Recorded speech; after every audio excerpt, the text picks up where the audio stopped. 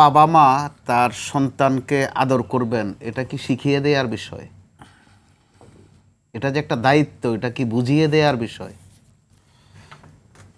যেহেতু বিষয়বস্তু হয়ে যাচ্ছে আমাদের কাছে মাঝে মধ্যে, আজকের শিরোনাম হয়েছে প্রবীণদের নিয়ে, ঠিক এটা সমান্তরাল সাবজেক্ট তো আছে যে সন্তানদের প্রতি দায়িত্বেরও একটা বিষয় আছে।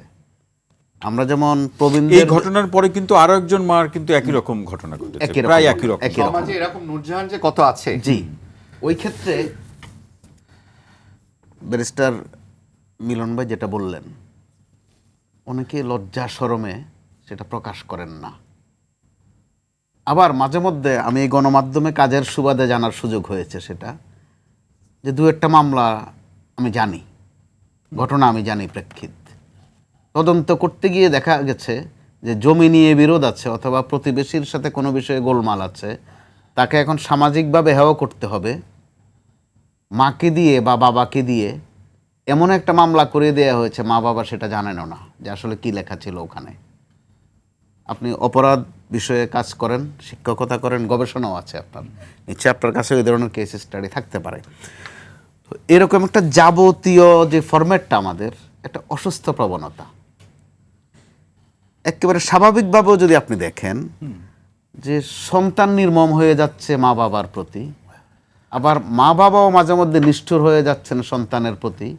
যখন একটা ঘটনা সামনে আসে, আমরা তদন্ত করতে যাই, তখন দেখা যায় যে আজও আছে গণমাধ্যমে দুটো সংবাদ আমার চোখে পড়েছে আজও, যে নেশাগ্রস্ত বাবা তার সন্তানকে মেরেছে, আবার নেশাগ্রস্ত ছেলে তার মা বাবাকে জবাইও করে দিচ্ছে। একটা উদ্ভট পরিস্থিতিতে আমরা আছি। এরকম বিষয় সাধারণত অপরাধের সাবজেক্ট, কিন্তু এটা তো অপরাধেরও অপরাধ, এমনই স্পর্শকাতর। আমাদের ধর্মে এই বিষয়ে প্রচুর বয়ান আছে, কোরআনে আয়াত আছে, হাদিসে অনেক বর্ণনা আছে, আর গল্প সাহিত্য কবিতা তো আছেই ভুরি ভুরি ভুরি ভুরি। আবার দৃষ্টান্তও আছে, মায়ের খবর সারা বছরও একবার নেয় না, কিন্তু তার দোকানটার নাম আবার মায়ের দোয়া, অর্থাৎ মাও এখানে মার্কেটিং আইটেম,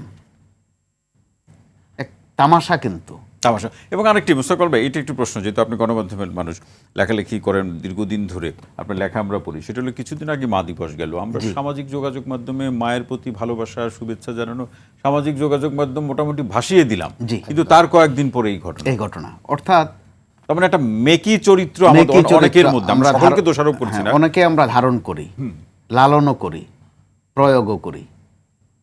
তো আমরা যদি ধর্মীয় শিক্ষাটা, যদি এটা আমার ব্যক্তিগত অভিমত, ধর্মীয় শিক্ষাটা যদি কার্যকরভাবে আরেকটু প্রয়োগ করা যেত, সমান্তরালে নৈতিকতার শিক্ষাটাও যদি প্রয়োগ করা যেত, হয়তো আপা যে এরকম দায়িত্ব নিয়ে কাজ করছেন, ওনার দায়িত্ব হয়ে যেত যে আশ্রয় দেয়া নয়, পুনর্বাসন নয়, হয়তো বা আপার পরিশ্রমও কমে যেত।